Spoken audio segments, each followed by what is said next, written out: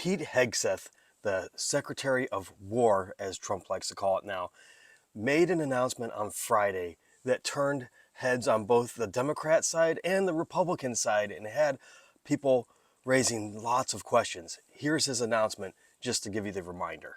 Also proud that today we're signing a letter of acceptance to build a Qatari Emiri Air Force facility at the Mountain Home Air Base in Idaho. The location will be host a contingent of Qatari F-15s and pilots to enhance our combined training, increase lethality, interoperability.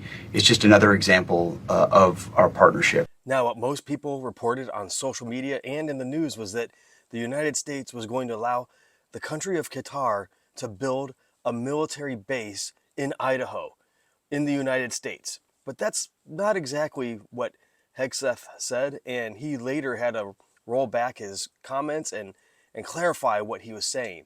And what he was saying is that they're going to build a military facility, not a military base. This is going to be similar to the cooperation agreements we have with other countries, and this is similar to like what we do with our allies in NATO.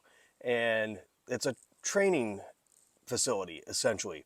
We are providing the F-15 jets to Qatar, and we have to train their pilots on how to fly them. So that's part and mostly what this is about. Now, people are speculating this could be part of some larger deal that Trump made behind the scenes with Qatar for getting the jet to turn into Air Force One, and Qatar played a huge role in the Hamas-Israel peace deal, and Hegseth even mentioned that. People think there is some sort of larger form of corruption, but we'll see if that ever gets investigated and what comes of that.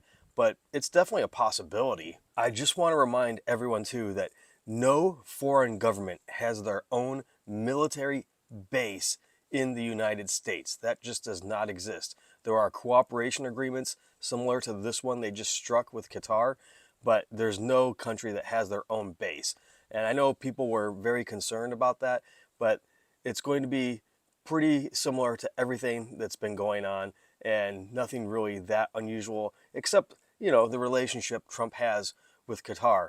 And the concerns are mainly because of how cozy Qatar has been with some terrorist organizations, both currently and in the past. Critics of Qatar are upset because they have provided financial aid amounting to billions of dollars to Hamas. They have also been harboring leaders of Hamas, and as of now, they have not turned them over to the United States for prosecution.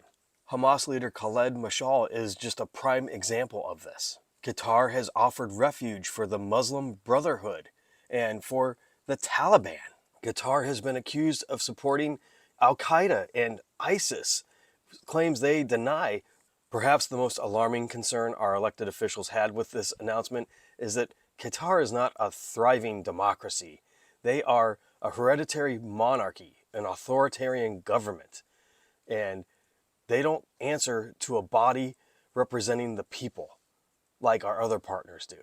And this just acts as another example of how Trump is very cozy with autocrats, with dictators. Now, the Qatar government is officially set up as a semi-constitutional monarchy, but really the leader is an autocrat and has control of the executive, legislative, and judicial branches, making them an autocracy. Lastly, Trump did sign an executive order last month ensuring the security of Qatar, and this was in response to Israel conducting their strike, trying to take out Hamas leaders in the country of Qatar. And so Trump was essentially forced to do this deal, and that's why they're building this facility. It's this cooperation agreement, the security agreement Trump has struck with them, and part of that deal was giving them these fighter jets, and we have to train their pilots on them. And that's what's happening there. The U.S. will control the base. They're not building their own base. The U.S. will control everything. It's just a new facility with its sole focus of aiding and supporting the cooperation agreement with Qatar. Just to clarify my last statement, the United States is not giving them these jets. They're not being donated. Qatar has purchased them as part of a $12 billion deal that was struck with President Trump back in 2017. Qatar is also funding the construction of this training facility in Idaho as well. Hopefully this brings you some clarity of what this deal was about and shows you why people were so upset about it initially, and brings you perspective of the whole entire situation. If you found this video informative and gave you clarity on the whole situation, please give me a like, subscribe to my YouTube channel. I will be posting more videos like this and about news and politics going forward. So I really appreciate it, and thanks for sticking around if you made it this far and watching. And I'll see you back here for the 411.